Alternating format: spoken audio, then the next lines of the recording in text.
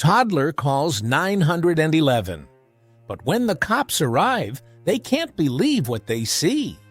Officers were barking and screaming from the tiny trailer, which was in terrible condition. The windows were dirty, the curtains had turned yellow, and the metal paint was chipped.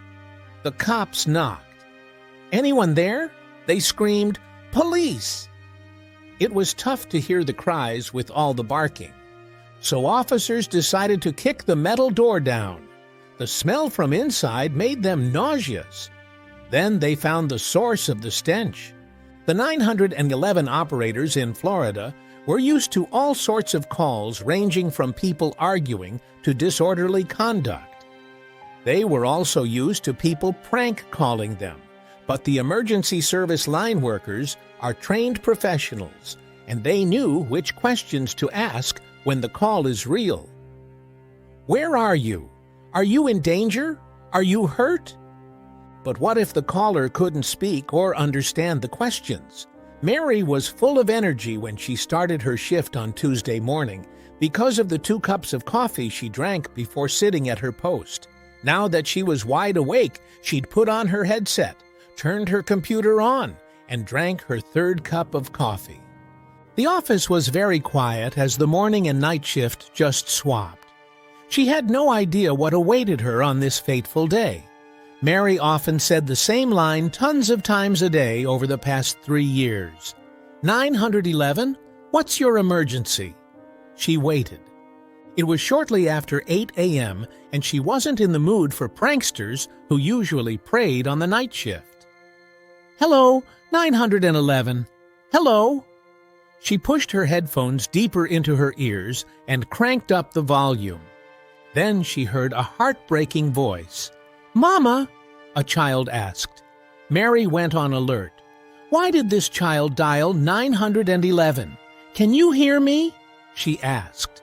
But all she heard was baby talk that she couldn't understand.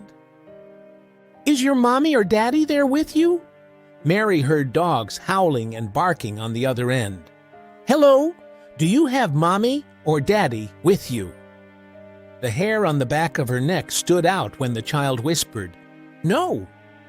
Mary couldn't understand the child and vice versa, which made her worry. "Call mommy or daddy. Tell them someone is on the phone for them." "Okay."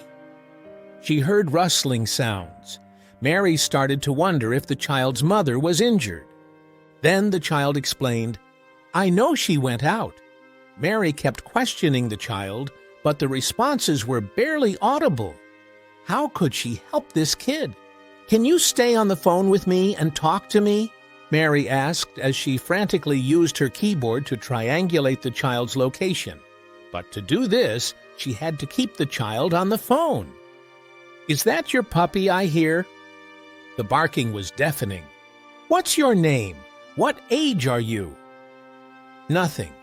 "Are you still there?" Then the call ended. Fortunately, Mary had the child's location. Mary tracked the call to Oak Hill, Florida, and dispatched a couple of deputies to investigate.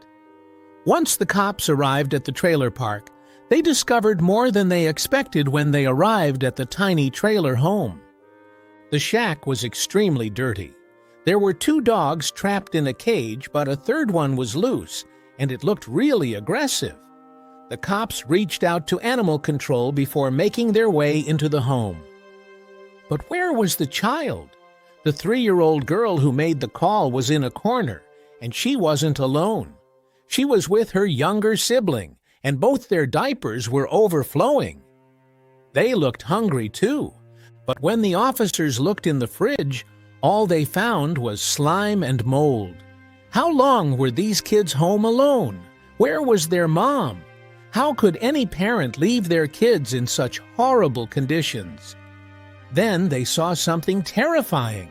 There was a firearm in the center of the coffee table. The toddler grabbed it and began waving it through the air. She also pointed it at the officers and laughed. But once the cops took it from the child, they learned that it was loaded. Who would leave kids alone in a home with something so dangerous? The cops immediately called the Department of Children and Families to scoop the kids up and get them as far away from the deplorable conditions they were in. Now it was time to locate the mother. It took 2 hours and 6 deputies to find a 26-year-old Tajira Toronto. The mother told the officers that she had only been gone for 5 minutes. She claimed that her kids were sleeping soundly while she met a friend for coffee, but a neighbor claimed Toronto left at 7:30 a.m. on a golf cart. So Toronto owned up to her mistake. The cops were aware that she never intended to check in on her kids when she didn't come home for hours. She wouldn't be off the hook anytime soon. Cops arrested Toronto and charged her with 2 counts of child neglect without great bodily harm. She was horrified to find herself in jail. Her bail was set at $5,000, but thanks to a bail bondsman, she was free to go home to her 3 dogs.